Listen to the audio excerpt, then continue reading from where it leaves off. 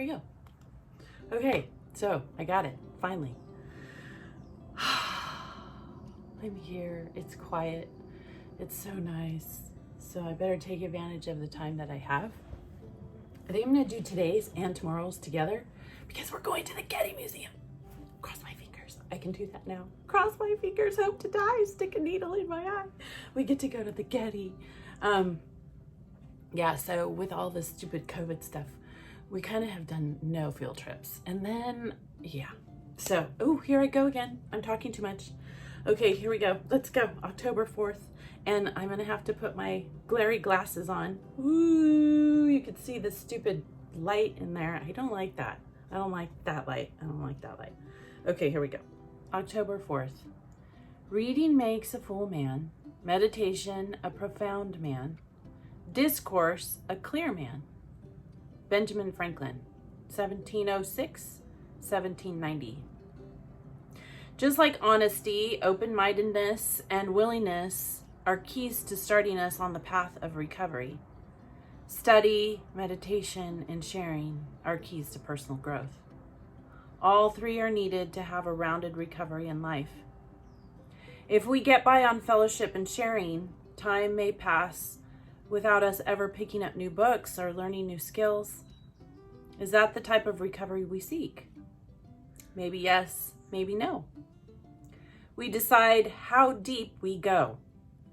By the same token, if we read one book and start another one as soon as the first is finished without reflecting on, sharing, or applying what we've learned, have we truly learned a new life skill?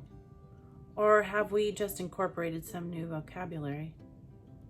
One aim of meditation is to still our minds, explore past our automatic, surface thoughts, chatter, and engage our authentic voice. We might call this our gut instinct, intestinal fortitude, or the voice that speaks from the heart. In reflection, we find our unabashed truth's direction and purpose. A lot of people think of addiction recovery as something that takes 28 days or 90 meetings. Most of us see it like diabetes or HIV. We have an illness that commands a process of healing from the symptoms, followed by a lifetime of managing the condition. Reading is one way we can keep recovering and, of course, keep growing as people. Reading for an addict is one way to introduce new thinking and programming. No one of these disciplines, reading, meditating, and sharing, can make me whole. Am I balanced in my practices of recovery? Do I have my recovery in balance with my life?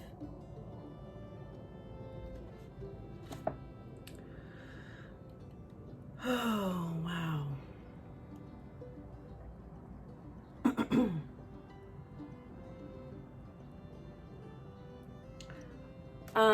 It says if we read one book and start another.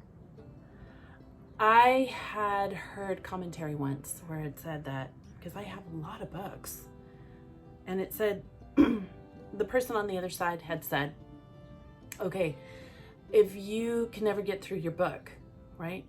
And there was a chapter in my V book I wouldn't go through because I'm like, okay, I'm gonna read from start to finish.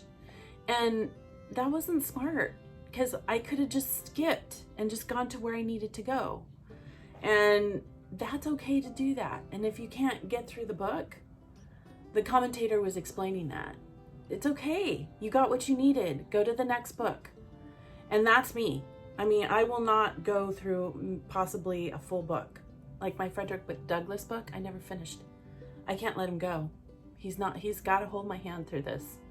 So I'm like, no, I'm not going to finish. He's got to stay with me. I know that sounds really weird, but that's true. Yeah, so, you know, it's a process, and it's something that I think, oh, let me just make sure I don't spend like a whole lot of time talking. Let's see, it's 48 for 9:51, so I'll give you my 3 minutes. I think it's important that we just find out things and then kind of move on, because we have, for people who have been born-ins, and then like for me, I got out in 2018. There's so much to learn, and I feel like I can't just stay with one thing. I have to keep moving. Neuroplasticity. I learned about neuroplasticity.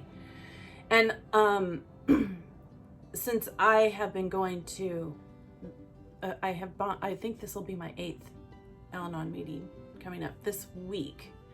In neuroplasticity is something that I really reflect on, because I think as a Al-Anon member, because what is it?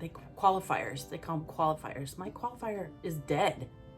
And their qualifiers, a lot of these people are still trying to figure out how to live their lives with the qualifier that is living. So, yeah, my qualifier's dead. That was my father. And I mean, I remember going to my first Al-Anon meeting with him. Sorry about that. I remember going to my first Al-Anon meeting with my father. And as a Jehovah's Witness, I was baptized. I think it was like 20. And I held hands and said the Serenity Prayer. And my mom wouldn't go. My mom wouldn't go to the Al-Anon meetings because of the Serenity Prayer. She didn't want to hold hands with anyone. She just didn't want to be there. She felt like the direction was away from Jehovah God. So when I went for the first time with my dad almost cried. And I held hands with everybody, even though I didn't understand what the Serenity Prayer was exactly. And he thanked me afterwards. He's like, "Thank you for coming." He was so sincere. And I was like, "Yeah, sure, no problem." It didn't bother me. I was like, I didn't have the same problems my mom had going there.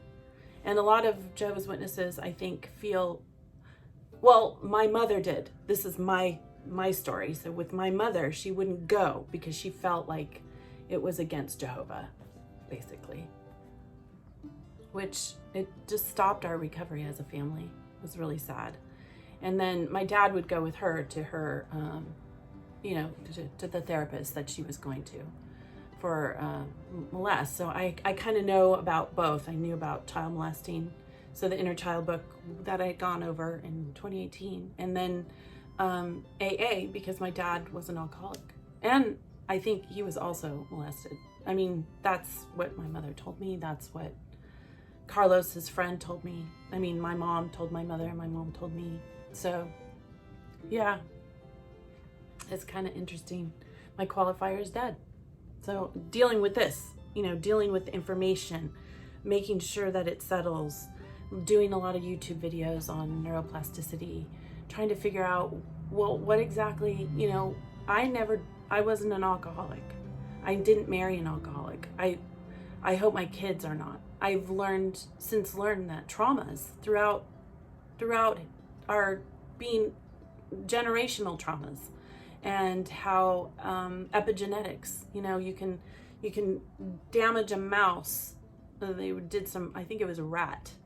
And I'll try and look for the information and pop it down in the description eventually, because sometimes I look at something and I totally forget where I found it. And a rat can be damaged, and then they see how far along all the little rats that this little rat came from were still experiencing the pain that he was experiencing from the very beginning.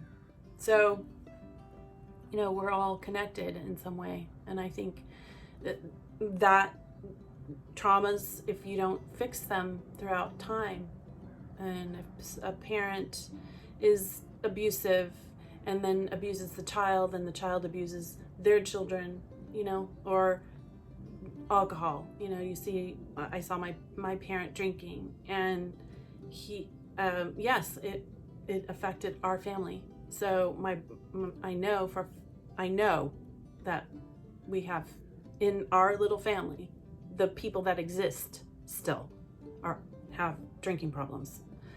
I do not. So I chose a man that would not drink. I did not want him to drink, and he doesn't drink. but I still have control problems, right? I still have to control things because that's how I dealt with the trauma in my family. So learning how to let go, especially with my children, because now I have children and I don't want them to experience the same pain that I went through because I couldn't control myself. I saw my mom. She was terrible. She was a rager. So she's frightening to be around with when she wasn't at a Kingdom Hall. She was just her little pristine little sweet self when she was sitting down on a chair singing a song and talking to the friends. She was this little cute little Mexican lady, but when she got home, things go flying. We were hit. Oh my God, that woman. So, yeah, different life. I don't have that. And I don't want that anymore in my life. Okay, let's see how far I am in my little, let's see. Oh, 54. Oh my God. Yeah, done. Let's see. Addiction, recovery, 28 days. Yeah, it's going to take a while. We had a lifetime of, we had a lifetime, right? So we have to fix it. We have to try and figure out how to fix it. And so I'm here to say, hey, it can be done and you can do it. And if you're a parent and you're struggling with your children, get yourself better. Get yourself better first. No excuses. No excuses. I'm sorry, you can't have an excuse. We have our children now and we can do better. We can be better. We can do better. We can think better. We can talk better. And that's how we're going to have a better society altogether, right? If we do better. And so don't give up on yourself. So you screw up as a parent, hello, right there with you. Say the wrong things, have to say I'm sorry, stand in the corner. Done that. I've done that for my kids. I've stood in the corner because I needed time out and I needed to say sorry and I needed to mean it and not repeat it. And the repeating is the hard part, right? The repeating is the hard part. Okay, go get yourself a book. Get the used one. Go get the used one on Amazon. I got the new one because this is going to be mine for a while. All right. Have a great day. Follow your bliss and be good humans.